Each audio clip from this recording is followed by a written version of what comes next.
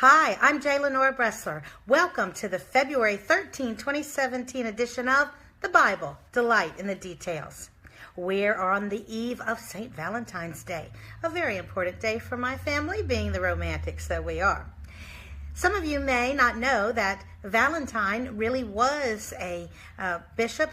He was a priest during the last part of the Roman Empire, and he became associated with love and lovers because he went against a decree that the Roman emperor had placed on the military, saying that soldiers who had been tapped to go into military service could not get married before they went on their assignments.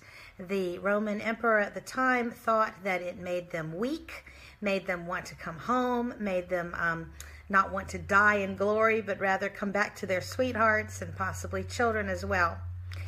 And so it was illegal to marry these soldiers. But Valentinus, wanting them to live in the love that God had designed for the family, for men and women, he would marry them. It got him thrown into prison.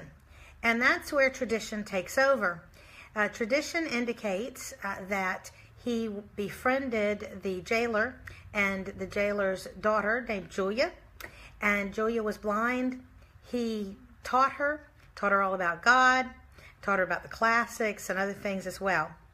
And on the night before he was to be killed, along the Via Appia outside of Rome, he wrote a letter to Julia, encouraging her to stay true to the Lord and to continue to love despite the fact that, heinous things were happening in the empire. And he signed it, "From your Valentinus." The tradition goes on that after his death, Julia had an almond tree planted near the location where he was killed along the Via Appia. And that is why to this day, many times when you go to weddings, what are you given as little favors but candy covered almonds? Now, there's a lot more to the traditions associated with Valentine, but that's enough for right now.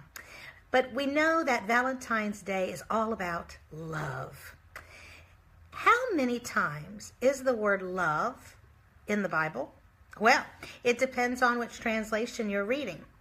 According to the internet, the number in the King James Bible is 310 times. That's 131 times in the Old Testament and 179 times in the New. In the New American Standard, it is mentioned 348 times, 133 in the Old and 215 in the New. In the New International Version, 551 times, 319 of them in the Old Testament, 232 in the New. There are 538 instances of the word love in the New Revised Standard Version, 317 in the Old Testament, and 221 in the New Testament. Now, you might rightfully ask, why is there any question about how many? It depends on how a certain word was translated.